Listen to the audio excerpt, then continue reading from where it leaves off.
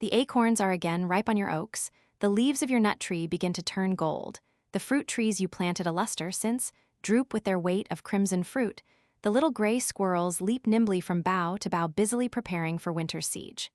The air is fragrant with the perfume of wild grape, joyous with the voices of children passing to the white schoolhouse on the hill. The earth laughs with the joy of the harvest.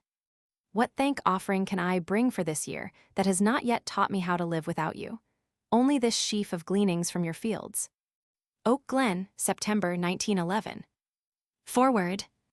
This slight and hasty account of some of my mother's later activities was written to read to a small group of friends with whom I wished to share the lesson of the 11th hour of a life filled to the end with the joy of toil. More than one of my hearers asked me to print what I had read them, in the belief that it would be of value to that larger circle of her friends, the public. Such a request could not be refused. The 11th hour. In the life of Julia Ward Howe. My mother's diary for 1906, her 87th year, opens with this entry. I pray for many things this year. For myself, I ask continued health of mind and body, work, useful, honorable, and as remunerative as it shall please God to send. For my dear family, work of the same description with comfortable wages, faith in God, and love to each other. For my country, that she may keep her high promise to mankind. For Christendom, that it may become more Christ-like. For the struggling nationalities, that they may attain to justice and peace. Not vain the prayer. Health of mind and body was granted, work, use, honorable, if not very remunerative, was hers that year and nearly 5 years more, for she lived to be 91.5 years old. When death came and took her, he found her still at work. Hers the fate of the happy warrior who falls in thick of battle, his harness on his back. How did she do it? Hardly a day passes that I am not asked the question. Shortly before her death, she spoke of the time when she would no longer be with us, an almost unheard-of thing for her to do. We turned the subject, begged her not to dwell on it. Yes, she laughed with the old flash that has kindled 1,000 audiences. It's not my business to think about dying, it's my business to think about living. This thinking about living, this tremendous vitality had much to do with her long service. For the important thing, of course, was not that she lived 91 years, but that she worked for more than 91 years, never became a cumberer of the earth, paid her scot till the last. She never knew the pathos of doing old age work, such as is provided in every class for those inveterate workers to whom labor is as necessary as bread or breath. The old plowman sits by the wayside breaking stones to mend the road others shall travel over. The old prima donna listens to her pupils' triumphs. The old statesman gives after-dinner speeches, or makes himself a nuisance by speaking or writing, ex cathedra, on any question that needs airing, whether it is his subject or not. She did good, vigorous work till the end, in her own chosen callings of poet and orator. What she produced in her last year was as good in quality as any other year's output. The artist in her never stopped growing. Indeed, her latest work has a lucidity, a robust simplicity, that some of the earlier writings lack. In the summer of 1909, she was asked to write a poem on Fulton for the Fulton-Hudson celebration. Ever better than her word, she not only wrote the poem, but recited it in the New York Metropolitan Opera House on the evening of September 9th. Those who saw her, the only woman amid that great gathering of representative men from all over the world, will not forget the breathless silence of that vast audience as she came forward, leaning on her son's arm, and read the opening lines. A river flashing like a gem, crowned with a mountain diadem. Or the thunders of applause that followed the last lines. While pledge of love's assured control, the flag of freedom crowns the pole. The poem had given her a good deal of trouble, the last couplet in especial. The morning of the celebration, when I went into Mrs. Seth Lowe's spare bedroom to wake her, she cried out, "I have got my last verse." She was much distressed that the poem appeared in Collier's without the amended closing lines. The fault was mine. I had arranged with the editor, Mr. Hapgood, for its publication. She had done so much, free gratis, work all her life that it seemed fitting this poem should at least earn her traveling expenses. "Let this be a lesson," she said. "Never print a poem or a speech till it has been delivered. Always give the 11th hour its chance." It may be interesting here to recall that the Atlantic Monthly paid her $5 for the Battle Hymn of the Republic. the only money she ever received for it. Her power of keeping abreast of the times is felt in the Fulton poem, where she rounds out her eulogy of Fulton's invention of the steamboat with a tribute to Peary. Only a few days before the news of our latest Arctic triumph had flashed round the world, her world, whose business was her business as long as she lived in it. So, into the fabric of the poem in honor of Fulton, she weaves an allusion to this new victory. On her 91st birthday, a reporter from a Boston paper asked her for a motto for the women of America. She was sitting on the little balcony outside her townhouse, reading her Greek Testament when the young man was announced. She closed her book, thought for a moment, then gave the motto that so well expressed herself. Up to date. Was there ever anything more characteristic? In December 1909, the last December she was to see, she wrote a poem called The Capitol, for the first meeting of the American Academy of Arts and Letters at Washington. The poem, published in the Century magazine for March 1910, is as good as any she ever wrote, with one exception: the battle hymn, and that, as she has told us, wrote itself. She had arranged to go to Washington to read her poem before the association. Though we feared the winter journey for her, she was so bent on going that I very reluctantly agreed to accompany her.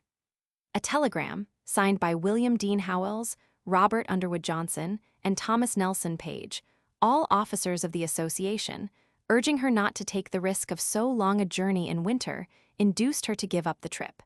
She was rather nettled by the kindly hint and flashed out.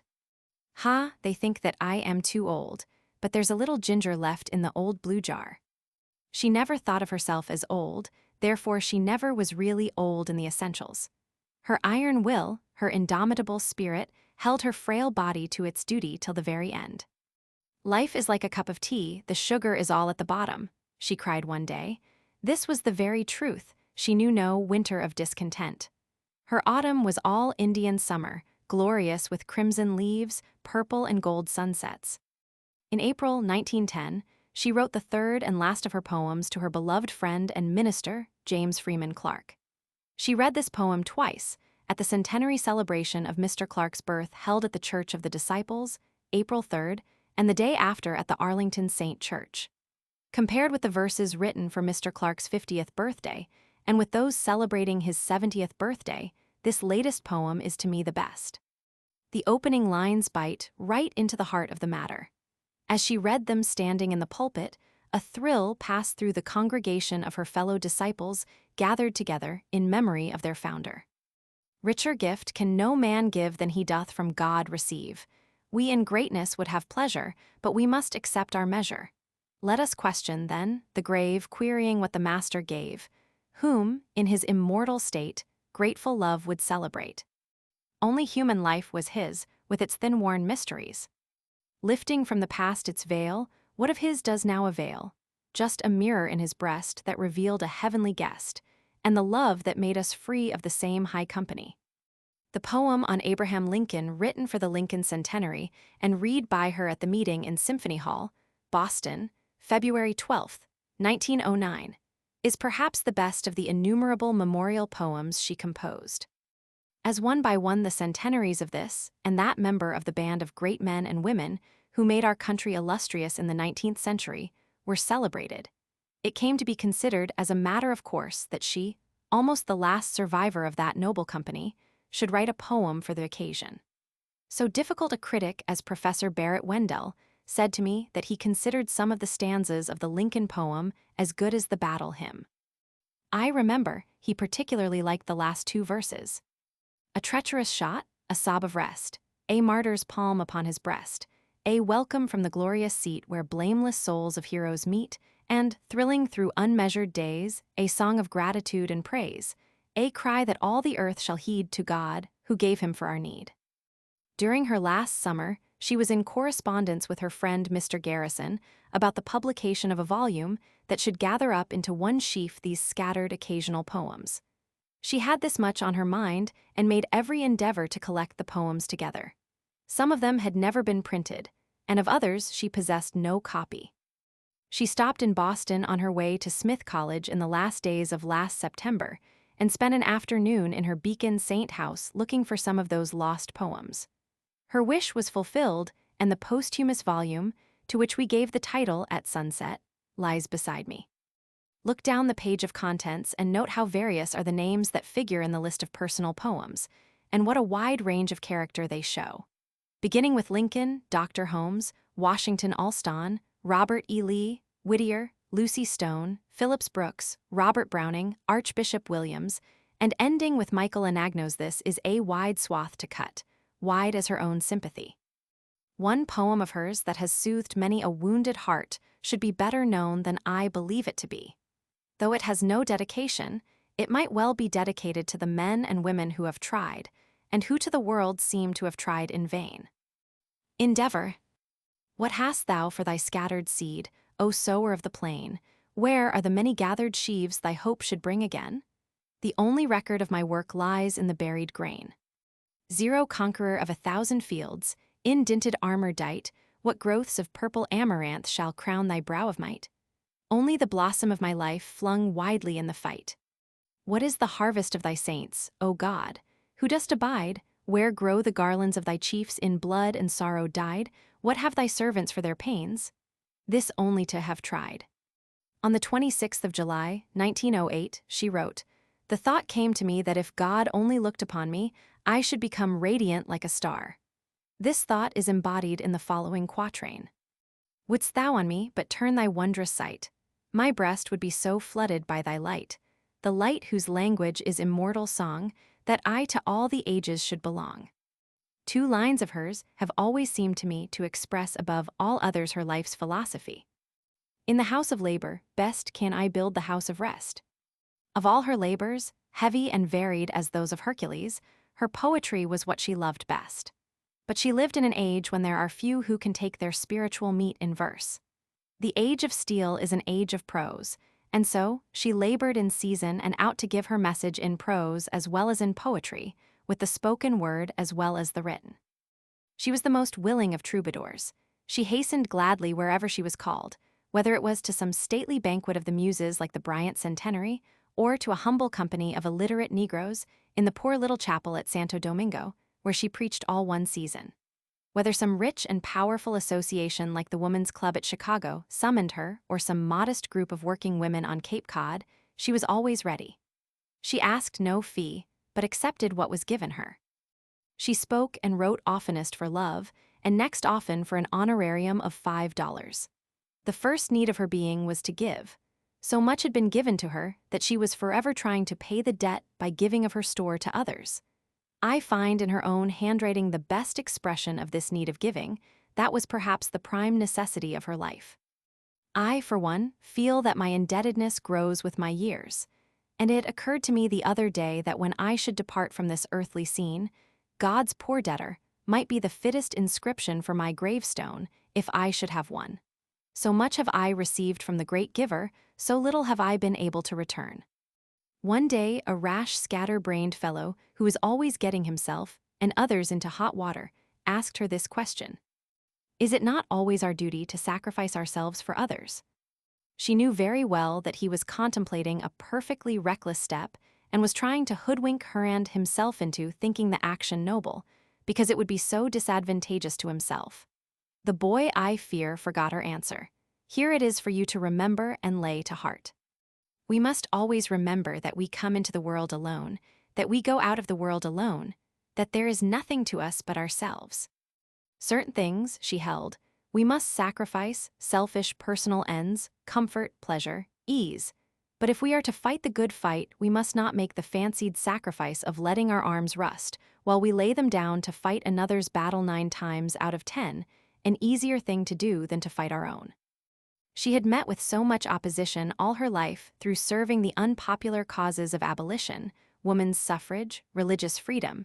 She had fought so grimly for what, when she entered the ranks, always seemed a forlorn hope, that she knew the real joy lies in the battle, not in the victory.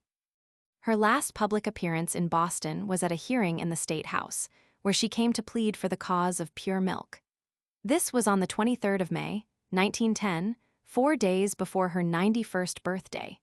There had been a great deal about the pure milk crusade in the newspapers. The Boston Journal had made a special question of it, and one of the reporters had already interviewed her on the subject. The chairman of the Massachusetts Milk Consumers Association had asked her to give her name as honorary president of the league. This she was glad to do, but this was not enough. She wanted to do more. I was called up once or twice on the phone and asked if I thought Mrs. Howe was able to speak before the legislative committee at one of the hearings. I thought that with the birthday festivities so near and the fatigue of moving down to Newport before her, this would be a little too much, and consequently, begged off. In these days, there was a meeting in Cambridge in memory of Margaret Fuller. She was invited to be present and was determined to go. "They have not asked me to speak," she said more than once. "Of course they will ask you when they see you," I assured her. "I have my poem on Margaret written for her centenary," she said. "Take it with you," I advised. "Of course you will be asked to say something, and then you will have your poem in your pocket and be all prepared." I was unable to go with her to the meeting. A young lady who came to read allowed to her going in my place. They came back late in the afternoon. The meeting had been long, and I saw immediately that she was very tired. The cause of this soon appeared. "They did not ask me to speak," she said, "and I was the only person present who had known Margaret and remembered her." I was deeply troubled about this. I saw that she had been hurt, and I knew that if I had gone to the meeting I could have managed to let it be known that she had brought her poem to read. For a very little time, she was a good deal depressed by the incident, felt she was out of the race, no longer entered on the card for the running. Very soon after this, they telephoned me that there would be another hearing on the milk question at 10:30, and that it would probably go on all the morning. She had been very bright when she came down to breakfast and made a capital meal. When I went into her room, I found her at her desk all ready for the day's campaign, though I knew that the Margaret Fuller incident still rankled. "There's to be a hearing at the State House on the milk question. They want you dreadfully to speak." She was all alert and full of interest in a moment. "What do you say, shall we go?" "Give me half an hour." I left her for that half hour.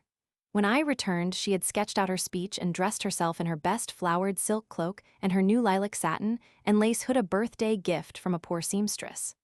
We drove to the State House together, and after some difficulty in finding the right lift, finally reached the room where the hearing was going on. She had made these notes for her speech, but had not brought them with her. We found them afterward in her desk. It seems to me that the theme of this hearing is one which should commend itself to all good citizens. I think that even our patient American public is tired of the delay, for although we are in many ways a happy people, I do think that our public is a long-suffering one. I should think that we might hope for a speedy settlement, for we are not discussing points of taste and pleasure, but matters of life and death. There are various parties concerned in the desired settlement, but to my mind the party most nearly concerned is the infant who comes into this world relying upon a promise which we are bound to fulfill, the promise that he shall at least enjoy the conditions of life. I learn from men of science that no possible substitute exists for good milk in the rearing of infants. How can we then delay the action which shall secure it? She listened to the long speeches with interest, little realizing that this was to be her last public appearance in Boston. When the time came for her to speak, it was noticed that while all the others took the oath upon the Bible to speak the truth, the whole truth and nothing but the truth, the ceremony was omitted with her.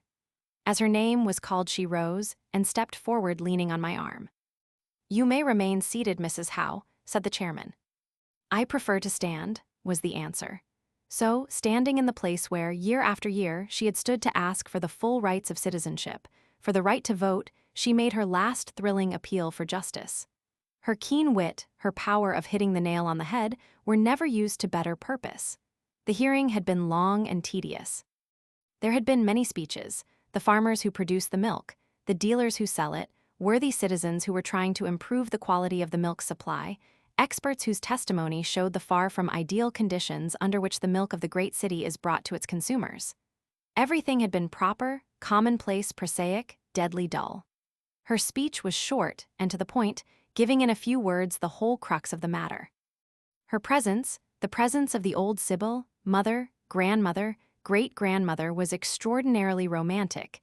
It lifted the whole occasion out of the realm of the commonplace into that of the poetic. Her speech followed in substance the notes she had prepared, but it was enhanced with touches of eloquence such as this. We have heard a great deal about the farmers and the dealers' side of this case. We want the matter settled on the ground of justice and mercy. It ought not to take long to settle what is just to all parties, justice to all. Let us stand on that. There is one deeply interested party, however, of whom we have heard nothing. He cannot speak for himself. I am here to speak for him, the infant. The impression made was overwhelming. This ancient Norn, grave and beautiful as the elder Fate, claiming justice for the infant in the cradle, the effect upon the audience was electrical. The roughest hayseed in the chamber sat up. The meanest dealer was moved, the sleepiest legislator awoke. The silence in that place of creaking chairs and coughing citizens was amazing. All listened as to a prophetess as, step by step, she unfolded the case of the infant as against farmer and dealer. When Mr. Arthur D. Hon Hill, the counsel for the association, led her from the room, he said, "Mrs. Howe, you have scored our first point." The friend who had called in her help was one of the strongest anti-suffragists. This was a very characteristic happening. Whenever any great question of public interest, not connected with woman's suffrage, came up, the antis were continually coming to ask her help. If the cause was a good one, she always gave it. She was no respecter of persons, the cause was the thing. Over and over again, she was appealed to by those who were moving heaven and earth to oppose her in suffrage to help some of their lesser ends. She was always ready, always hitched her rope to their mired wagon and helped pull with a will. Her wagon was hitched to a star. The force celestial in her tow rope was at the service of all who asked for it in a good cause. A few days after the State House hearing, she fell in her own room and broke a rib. She recovered from the effects of this, and in the last days of June moved down to her place at Portsmouth, Rhode Island, where she passed nearly 4 happy months with children, grandchildren, and great-grandchildren about her. 3 weeks before her death, she wrote to the Reverend Ada Bowles, "I have it in mind to write some open letters about religion and to publish them in the Woman's Journal." She was at work upon the first of these, a definition of true religion, when the end came. Her last Tuesday on earth, she presided at the Papeterie, a social club of Newport ladies in whose meetings she delighted. She was in splendid vein. That gay company of clever women gathered around her as pretty butterflies hover about a queen rose, still fascinated, still entranced by this belle of 90 years. She wore over her pretty white dress the hood she had received from Brown University the year before, when she was given the degree of Doctor of Literature. She was as usual the central figure at the meeting, and gave the club a vivid account of her visit to Smith College, whither she had gone the week before to receive another degree. The next morning she worked at her definition of true religion. 5 days later, the summons came. Leaving the task unfinished, as she would have said, the iron to cool upon the anvil, she passed on to the larger task that now absorbs her ardent spirit. During her last years, she received many letters, even printed documents, with minute inquiries touching her method of life. A society of nonagenarians sent a set of questions about her habits of body and mind, with a postscript asking especially to what she attributed her unusually prolonged activity. Though I am sure she must have answered, for she was faithful beyond belief in such matters, we have found no record of her answer. Now she has left us, her children are often asked the same sort of question about her. How did she do it? What was her secret? Why did she die 91 years young, instead of 91 years old? If she herself had tried to tell you her secret, to account for her rare powers preserved so late in life, spent so prodigally at an age when the lean and slippered pantaloon hoards his scant store of strength as a miser hoards his gold, she would have said something like this: "You must remember I had a splendid Irish wet nurse." Perhaps she laid too much stress on that excellent woman's share in making her all she was. No foster mother was ever more faithfully remembered by nursling. She owed something, surely, to her forebears. She came of good old fighting stock. In her veins thrilled the blood of Francis Marion, the swamp fox of Virginia, of General Greene, both heroes of the Revolution, of that staunch old rebel, Roger Williams of the Wards, for 2 generations colonial governors of Rhode Island. All this fighting blood, together with her red hair, gave a certain militant touch to her character. She was a good fighter for every just cause, especially the cause of peace. Though she spoke oftener of the Irish wet nurse than of her ancestors, she did not altogether forget them, as an anecdote told by my sister, Mrs. Richards, proves. They were at some meeting, a religious gathering I think, where one speaker rather an effete pessimist closed a speech in the key of the everlasting no, with the doleful words, "I feel myself weighed down by a sense of the sins of my ancestors." My mother, who was the next speaker, sprang to her feet with the retort, "And I feel myself lifted up on the virtues of mine." There rang out the keynote of her life, the everlasting yea, the trumpet tone to which all high souls rally. Many people have had fine wet nurses. A legion have the same legacy of power in their blood, who do not accomplish much with it. Poet Anaciter, non-fit. She was of course born an uncommon person, but I believe the manner and habits of her life, quite as much as her native power, made for her vigorous old age. As I look back on the intimate companionship of a lifetime, I realize that these excellent life habits, habits that any one of us can cultivate, had even more to do with her long-continued usefulness than the great Irish wet nurse herself. First and last, and all the time she worked and worked and worked steadily as nature works, without rest, without haste. She was never idle, she was never in a hurry. Though she played too, earnestly, enthusiastically, it was never idle play. There was always a dash of poetry in her pastime, whether it was making a charade for the Brain Club or composing a nursery rhyme for her grandchildren. The capacity for work, like everything else, grows by cultivation. She started life with a rarely active mind and temperament. So do many people. It was the habit of study, of concentration, of work, carefully cultivated from the first, held on to in spite of difficulties. She had plenty of them that wrought what seemed to some of her contemporaries a miracle. She could say, like Adam in Shakespeare's play, "As you like it. My age is as a lusty winter, frosty, but kindly. Let me go with you. I'll do the service of a younger man in all your business and necessities. Let me go with you." This is what age is forever saying to youth. Do not leave me behind, I can still serve. So long as age makes good the claim, Haiti, headlong, good-natured youth lets the veteran march in its glorious ranks. Youth does not crowd him out, as the veteran too often thinks. He drops out because he cannot keep the pace. The reason she did not drop out was because she made good her claim. The children and grandchildren of those with whom she first enlisted were content to have her march with them, still in the van. Her training, from her very start in life, made her a cosmopolitan. One of the factors of this world citizenship was her very early study of foreign languages. French, Italian, and Latin she knew almost from the time she could speak, so that she gathered into her spirit the essence of the race genius of the Latins. Later came the Teutonic baptism, for she only learned German at 14, when her adored brother, Sam Ward, came home from Heidelberg, brimming over with the songs, the poetry, the philosophy of Germany. She studied Schiller and Goethe with ardor. Among her treasures, we have found a long autograph letter from Goethe to her tutor, Dr. Cogswell. In her youth, there were still cultivated French people living in New York, who had taken refuge there during the Reign of Terror.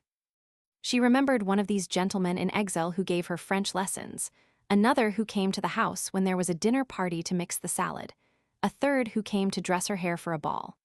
Then there were a group of Italian political exiles who were made welcome at her father's house, and the Greek boy, a fugitive from the unspeakable Turk, Christi Evangelides, adopted by him, who till the day of his death spoke of her as his sister Julia. All these early influences tended to make a cosmopolitan of the little lady while she was still in the nursery. The general culture of the little old New York of that time was far broader than that of Boston. The narrow swaddling bands of Puritan provincialism never bound her free and vaulting spirit. From world citizenship to universal citizenship to other world citizenship is a far cry. There are men and women with a truly cosmopolitan spirit who never attain that wider universal citizenship. She often quoted Margaret Fuller, "I accept the universe." Though keenly aware of the manner in which Margaret had laid herself open to ridicule by this high-sounding phrase, without herself formulating it, her sense of humor could never have allowed that. She practically did accept the universe, was always conscious of a sort of universal citizenship that made the affairs of every oppressed people her affairs.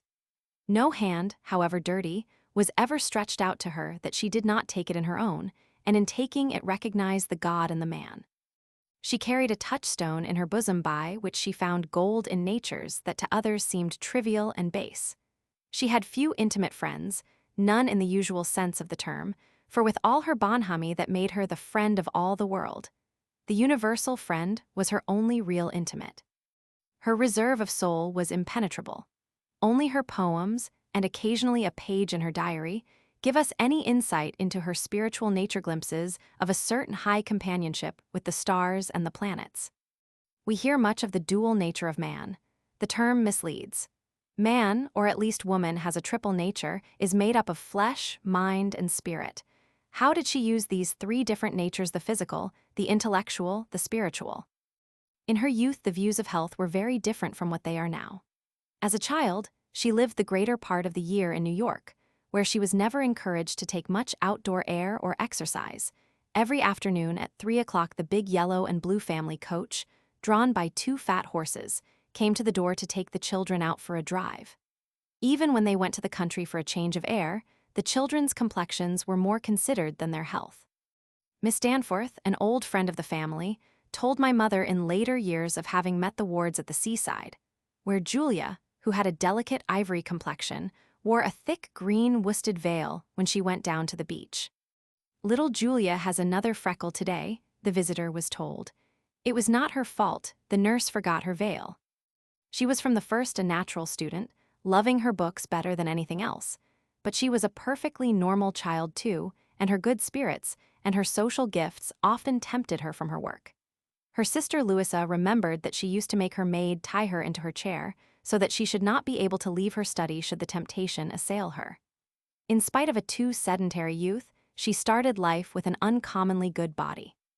After her marriage to my father, she received many new and valuable ideas on matters hygienic, and while never a great pedestrian, she always walked twice a day till the very end of her life. Still, it must be confessed that her muscles were the least developed part of her. For the last 20 years, she was rather lame, the result of a fall, when her knee was badly injured. She was always persistent in walking as much as she was able, however, in spite of the effort it cost her. During the summer and autumn, she passed a large part of the day, studying and reading, on the piazza of her country house at Oak Glen in Portsmouth, Rhode Island. Though for many years she left the housekeeping to the daughter or granddaughter who was living with her, she always kept her own bank account and never allowed anyone to take charge of her finances. She often lamented that her hands were so useless for household tasks, envying her granddaughter's dexterity with scissors and needle.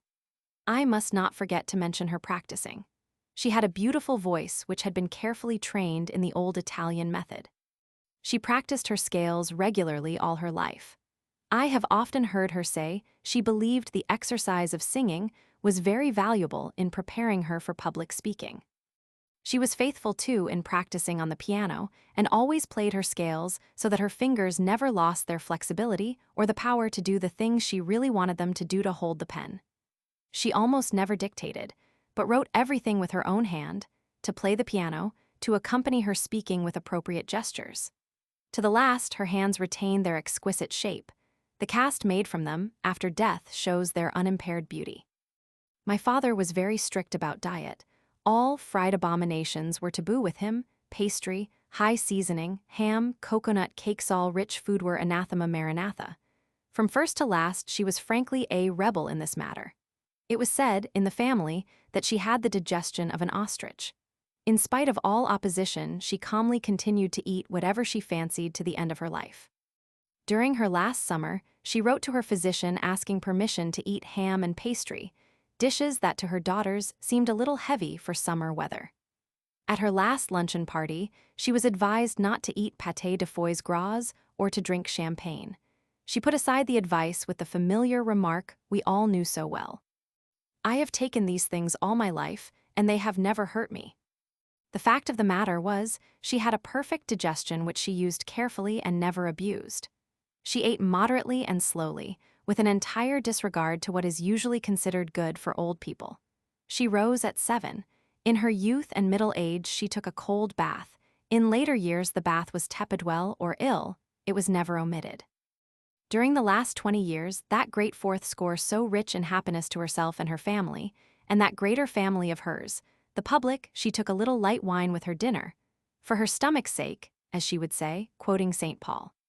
This, with a cup of tea for breakfast, was the only stimulant she needed, for her spirits were so buoyant, her temperament so overflowing with the joie de vivre, that we called her the family champagne.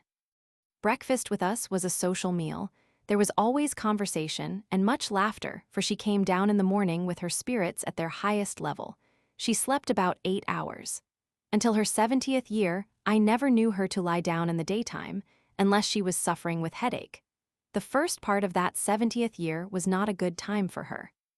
More hearty, healthy people are killed every year by the sentence. The days of our years are 80 years and 10, than by any 4 diseases you like to name. Even her radiant health, her buoyant temperament felt its depressing influence. As the weeks and months went by, and she found herself quite as vigorous in her 70th year as she had been in her 69th, she forgot all about her age and resumed her activities, retaining under protest the daily nap.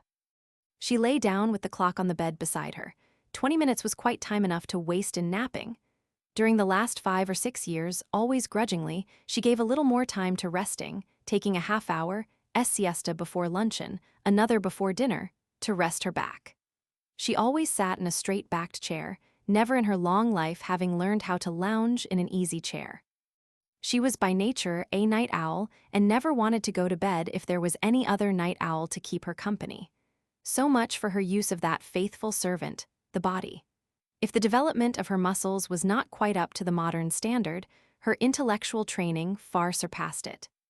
From first to last, she kept her mind in the same state of high training that the athlete keeps his body, strove for that perfect balance of power in all the different functions of the brain that an all-round athlete aims for in his physique. I never remember a time when she relaxed the mental gymnastics that kept her mind strong, supple, active. Once, at a crucial moment when beset by perplexities, I asked for advice. Her answer, stamped on my memory as long as it shall hold together, was given in 3 Latin words. Pos fortum animum. Ask for a strong mind, the motto of her English friend, Edward Twistleton, known and loved by her generation of Bostonians. Ask for a strong mind. Ask earnestly enough and you will get it. We'll learn to laugh at that old-fashioned bogey, the fear of being considered strong-minded. Long ago, when a silly acquaintance demanded if it was true she was a strong-minded woman, she parried with the counter-thrust. Is it not better to be strong-minded than to be weak-minded? If you want a strong mind or a strong body, there is only one way to get it, by faithful exercise. There is no royal road, no easy short-cut to either goal. The wise friend, the good physician can point out the way, you yourself must tread it. She always read her letters and the newspapers, history in the making immediately after breakfast. Then came the morning walk, a bout of calisthenics or a game of ball. After this she settled to the real serious business of the day. 10 o'clock saw her at her desk. She began the morning with study, took up the hardest reading she had on hand. In her youth she read Goethe, in her middle life when she was deep in the study of German philosophy, Kant, Fichte or Hegel. For years Kant was the most intimate companion of her thought. In the early 60s, when she was in the 40s, her diary was filled with Kant's philosophy. Sometimes she differs with his conclusions, sometimes amplifies them, oftenest endorses them. One chosen lover, one chosen philosopher, was her motto. While she owed much to Spinoza and records in her journal that Kant does not do him justice, her philosopher par excellence was Immanuel Kant. On her 70th birthday, the Saturday Morning Club of Boston gave her a beautiful jewel with 7 moonstones and 1 topaz. At a dinner soon after she wore this jewel to pin a lace scarf. The conversation at table turned on Kantian philosophy, and she was asked some question concerning it. "Do you think I wear the categorical imperative on my left shoulder?" she cried. "Is this the categorical imperative?" asked Mrs. Whitman, pointing to the jewel that held the lace. After that, the club's jewel went by the name of one of the toughest nuts in Kant's philosophy. When she was 50 years old, she learned Greek.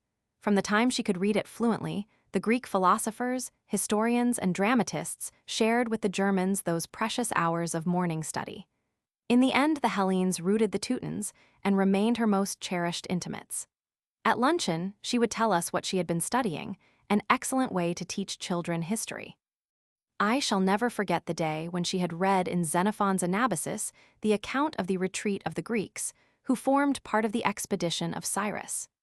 She came dancing into the dining room, where the children were waiting for their soup, waving her beautiful hands and crying, "Thaletta, Thaletta!" the cry of the wearied Greeks on first catching sight of the sea, after wandering for years in the interior of the Persian Empire. No event in history is quite so real to me as Hannibal's crossing the Alps. Day by day, she took us with that valiant Carthaginian general on his long journey across Hispania, over the Pyrenees, through Gaul along the Rhone, and over the Græan Alps.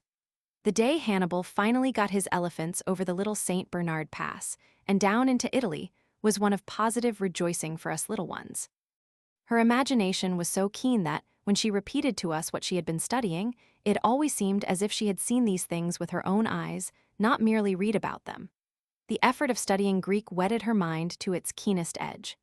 Aristotle and Plato, with her Greek Testament, she read to the last. She talked with us less about the philosophers than the dramatists and historians. I remember how much we heard about the birds of Aristophanes, one of her favorite classics. Reading Greek was, I think, the greatest pleasure of her later life. One afternoon last summer, when a pretty girl of a studious turn came to see her, I chanced to hear her parting words, said with a fervor and solemnity that impressed the young visitor. "Study Greek, my dear, it's better than a diamond necklace." After the morning plunge into Greek or German philosophy to tone up her mind, she took up whatever literary task she was at work upon, put the iron on the anvil, as her phrase was, and hammered at it till luncheon. She was a most careful and conscientious writer, writing, rewriting, and polishing her work with inexhaustible patience. Occasionally she got a poem all whole, in one piece, like the battle hymn. This was rare, though. As a rule, she toiled and moiled over her manuscripts. In the afternoon, she was at her desk again, unless there was some outside engagement answering letters, reading books in a lighter vein, Italian poetry, a Spanish play, a book of travels, or, best of all, a good French novel. Each day opened with the stern drill of the Greek or German philosophy, by which her mind was exercised and at the same time stored with the thoughts of the wise, the labors of the good, the prayers of the devout. That was the first process, the taking in, receiving the wisdom of the ages. Then came the second or creative process, when she gave out even as she had received. This regular mental exercise was like a series of gymnastics, by widen the receptive and creative functions of the brain were kept in perfect working order. If you are to pour out, you must first pour in. If your lamp is to serve as a beacon light, it must be well trimmed and filled with oil every day. She never in my memory took up any work after dark. Unless she was called abroad by some festivity or meeting, the evening was our playtime. She invariably dressed for dinner, which was followed by talk, whist, music, and reading aloud. She rarely used the precious daylight for reading English novels, so at night she was ready to listen to some rattling good story recommended by one of the grandchildren. She delighted in Stevenson, Crawford, Cable, Barrie, Stanley Weyman, Conan Doyle, Meredith, Tolstoy, and Sienkiewicz. How she loved the friends of Bookland, the friends who never hurt or bore. The new ones were welcome, but she was faithful to the old and liked nothing better than to reread those masterpieces of her youth, the novels of Scott, Dickens, and Thackeray. We read Pickwick every year or two. She never wearied of the greatest English novelist's greatest masterpiece. A good ghost story made her flesh creep. She was often kept awake by the troubles of the people in the book, who were so real to her that, when they were having a very bad time of it, she would spread her hands before her face and cry out, "Stop, stop, I cannot endure it." Money troubles of hero or heroine especially afflicted her. This was odd, for she bore the loss of the greater part of her own fortune with courage and equanimity. Though she knew the value of money, and practiced the most touching little economies so that she might have more to give away, she cared very little about money and was always too busy with more important matters to think much of it. The stories of Arctic adventure, Jack London, especially, gave her the shivers. She ached with the cold and hunger of his dogs and heroes. The younger people among the listeners often envied her enthusiasm. Her imagination was so keen, her power of making believe the story was real so tantalizing, infectious too, that it carried us through many a book that would have been dull without it. One of the last books she enjoyed was Dr. Morton Prince's Dissociation of a Personality.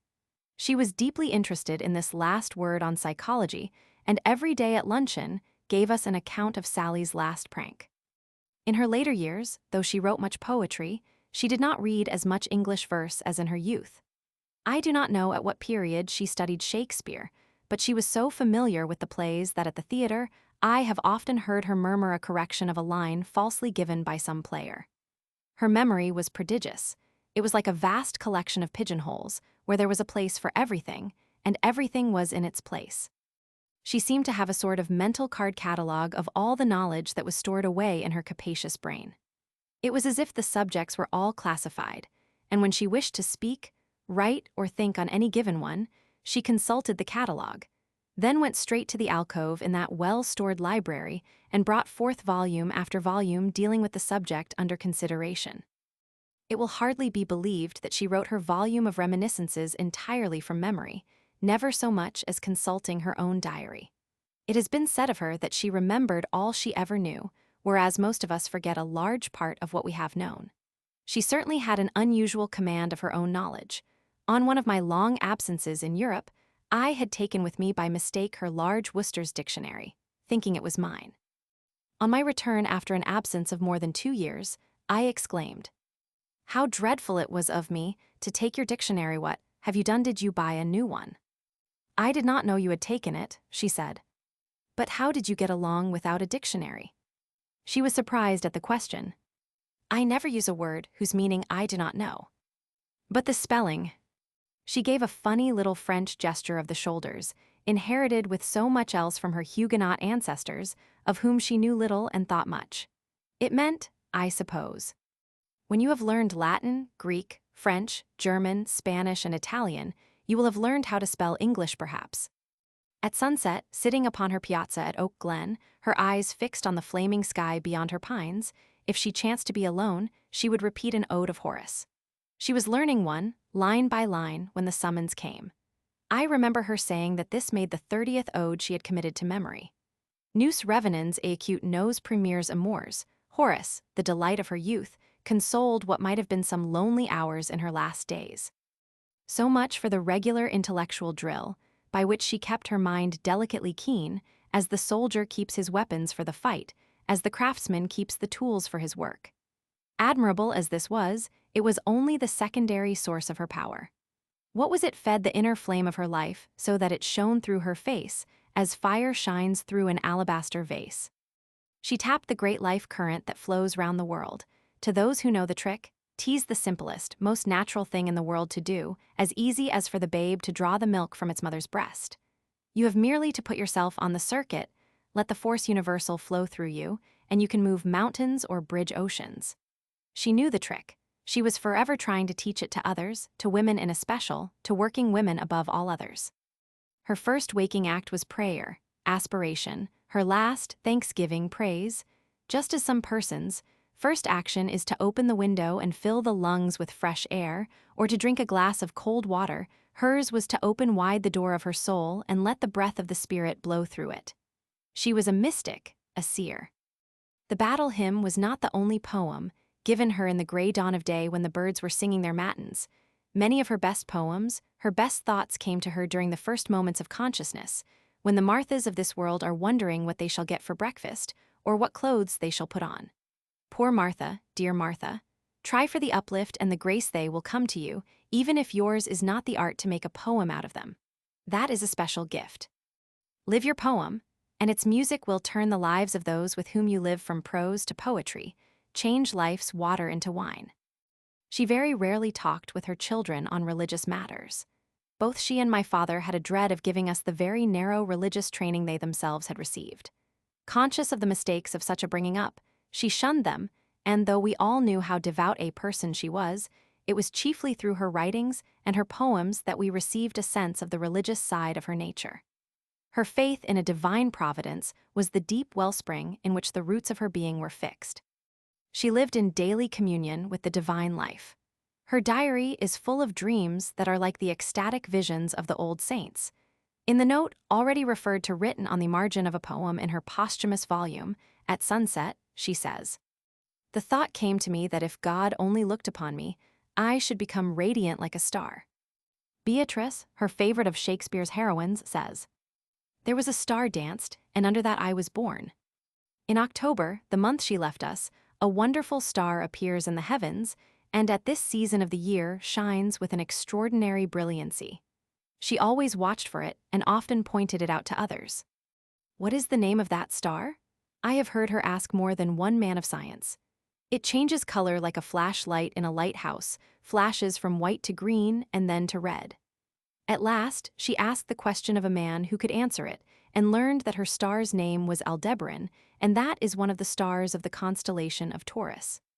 Her horoscope was never cast, but I believe that she was born under the influence of that wonderful star that flashes first the color of the diamond, then the ruby, and last the emerald, and that when she was born, Aldebaran danced. Though she so rarely spoke of such matters, we who lived with her were fed at second hand by that deep, limpid stream, the river of immortal life, in which she grew rooted deep. One of the many manifestations of this was the joyousness with which she took up each day and its little cares. She always came into the room in the morning like a child who has some good news to share with the family. Those wonderful spirits that overflowed in every sort of wit, jest, and antic took the sting from the bitterest nature. In her company the satirist grew kind, the cynic humane. A deep spiritual joy seemed to enwrap her like a sort of enveloping climate. Where she was, the sun shone, the sky was blue, birds sang, brooks babbled, for so tremendous was her spiritual force that it always conquered. It sometimes seemed to me as if I was conscious of a sort of war of temperaments between her and some pessimistic or cynical nature. It was like one of those days when, as we say, the sun is trying to come out. The sun of her presence never failed to come out, to banish the gray fog of the blues, the sufferings of the irritable, or the disheartened. When people came to talk to her of their troubles, as they often did, the troubles seemed to shrink like the clouds on a dark day, leaving first a little peep of blue visible, and finally the whole sky, clear and fervid. One word more, take it as a legacy, a keepsake from her. I asked her for a statement of the ideal aim of life.